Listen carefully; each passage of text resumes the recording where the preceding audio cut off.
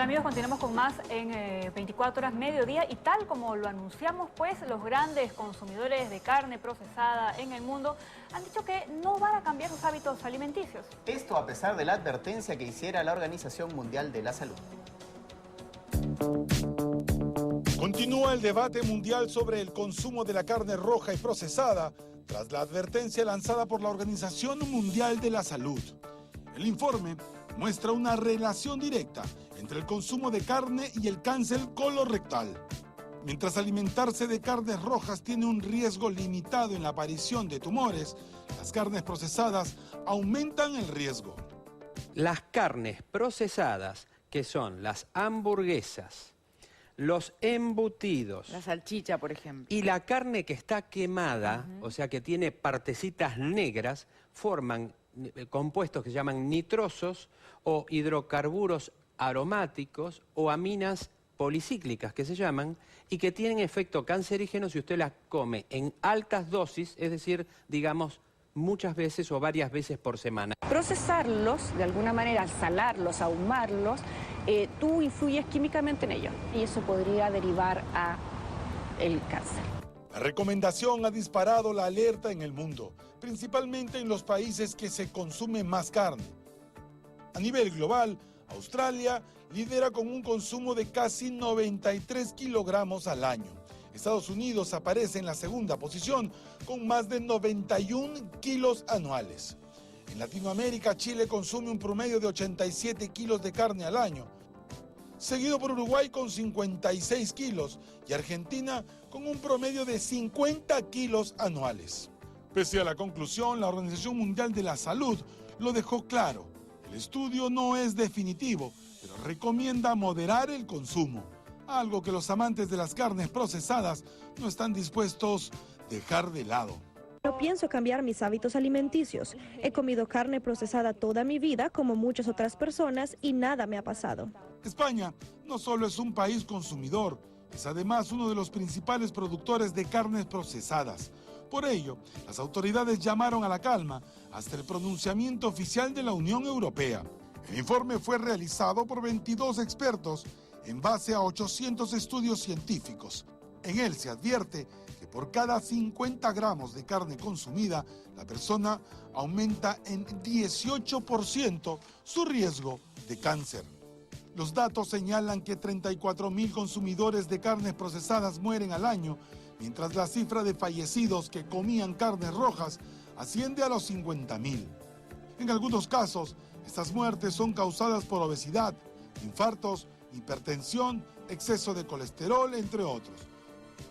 Por ello, médicos y nutricionistas recomiendan un consumo de embutidos ocasional y una vez a la semana la ingesta de carnes rojas, completando la dieta con pescado, frutas y verduras y dejar de lado el sedentarismo a fin de tener una vida más saludable.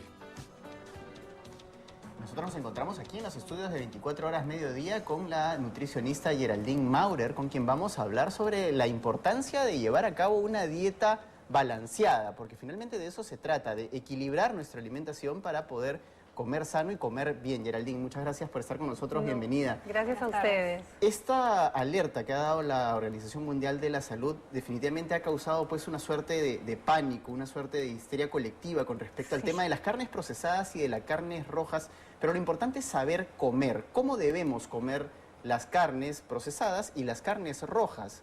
Claro. ¿Y cómo debemos balancearlas en nuestra dieta? Sí, bueno, ahora que ya mucha gente sabe, porque no es una noticia muy nueva que digamos, sino que la han lanzado, digamos, de una manera muy pública, muy grande, pero los embutidos y lo que contiene, digamos, muchos aditivos químicos como las sales nitrosadas o la sal específicamente, en exceso generan este tipo de cánceres como ya todos hemos visto.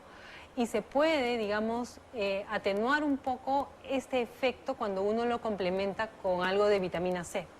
Es decir, como hacer un contrapeso para reducir el riesgo que ya estamos teniendo al consumir la carne. Exacto.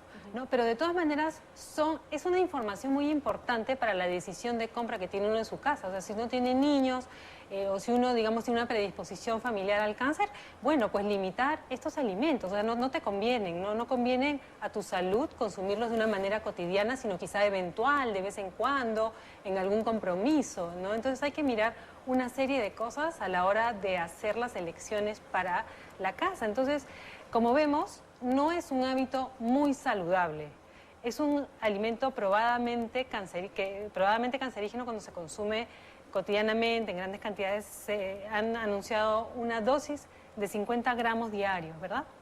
Ahora, si bien en esta información que ha lanzado la Organización Mundial de Salud, la carne roja sale mejor parada que la procesada, el hecho de comprar la carne roja, los cortes limpios, no significa que también estemos libres de riesgos. Es decir, también hay que tener un cuidado al momento de preparar esta carne. Sí, exacto.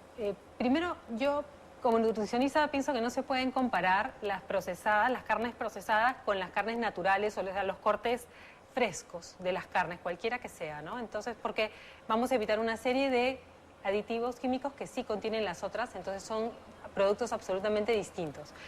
Sí, al cocinar cualquier tipo de carne, cuando uno la carboniza o la cocina en exceso, sí se generan algunas sustancias que no son muy buenas, igual que el ahumado, por ejemplo. Hay algunas carnes ahumadas que también este humo tiene sustancias que son cancerígenas. ¿No? Es decir, la gente que le gusta comer bien cocida la carne, es mejor que prefiera una cocción un poco más suave, ¿no? Exacto. Y más que eso, yo diría a lo carbonizado, lo que va a la parrilla y se carboniza, ¿no? O lo que uno cocina en una sartén y se carboniza. Quizá hay que tener mucho cuidado con eso, hacerlo muy eventualmente si a uno le gusta la carne así bien crocante o reducir ese nivel de cocción. Y ahora, por ejemplo, el tema de balancear la dieta, yo insisto en este tema porque, por ejemplo, hay países en la región, y lo hemos visto en el informe que hemos presentado, que tienen un consumo mayor de carne que, por ejemplo, los peruanos. Pero, por ejemplo, complementan la dieta con otro tipo de cosas, es decir, ensaladas, vegetales que tienen antioxidantes, el vino, por ejemplo, ¿no? Los argentinos consumen gran cantidad de carne, sin embargo, consumen también mucho vino con estas parrillas o los alimentos que ellos consumen.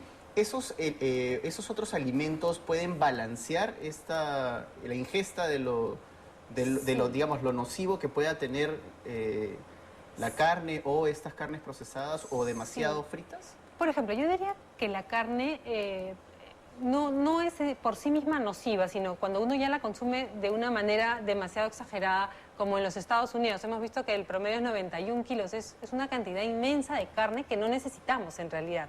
Esos ya son excesos, y si vemos pues las estadísticas de enfermedad de Estados Unidos, pues son los primeros también en todo, ¿no? En cánceres, en osteoporosis, en enfermedad cardiovascular. Entonces, no son un buen ejemplo, no están, digamos que el hecho de consumir una cantidad reducida de carne roja nos indica que en realidad el Perú quizá no tiene este gran problema, porque sí consumimos más pescado, consumimos más pollo, ¿no? Para nosotros el pollo es la carne principal. Ahora, ¿no? ¿cuántas veces a la semana es recomendable consumir carnes rojas? ¿Cuántas veces a la semana es recomendable consumir pescado y pollo, por ejemplo, u otro tipo de carnes? Sí. Por ejemplo, pescado 2 o 3 veces por semana. Sería fantástico que lográramos conseguir esa meta, ese objetivo como país, porque tenemos la fuente tan rica de pescado, ¿no? Carne roja yo diría una vez por semana o cada 15 días. Está muy bien. Digamos que de vez en cuando uno puede consumir un poco más, eso no es ningún problema, pero digamos que es quizá una frecuencia que muchas familias la llevan, ¿no? Pollo también 1 o 2 veces por semana, igual que el pavo, igual que el cerdo, ¿no? Porque el cerdo también es una carne que cuando uno le quita la grasa visible es una carne bastante saludable, igual que la de res, porque uno le quita la grasa visible y ya quizá no va a ser tan nociva como se le atribuye, digamos, esta... Y una persona que, por ejemplo, sabe que va a tener este fin de semana una parrillada grande, donde va a comer mucha cantidad de carne, ¿cómo tiene que preparar su cuerpo, en todo caso, para poder consumir esa cantidad de carne? ¿Y qué tendría que hacer después, de repente, para reducir ese riesgo que ya asumió al consumir? Claro, por ejemplo, hay una fecha interesante que son los lunes vegetarianos, ¿no? Que fue instaurada por Paul McCartney, ¿no? Hace unos años y es bastante interesante el concepto porque normalmente el fin de semana uno justamente hace eso, ¿no? Come un poco más de comida en general, de todo, más carne. Y el lunes ya viene a ser un día como de un poco de limpieza, digamos. Al ser vegetariano nos ayuda a equilibrar un poco esos excesos, ¿no? Y uno en sí podría hacer más días vegetarianos, digamos, entre comillas. Un domingo de sí. carne, un lunes de verduras. Exactamente. Muchísimas gracias, Geraldine, por estar aquí con nosotros y por darnos todos estos consejos que son sumamente importantes. Así es, muchas gracias, Geraldine. Gracias Nosotros vamos a continuar con...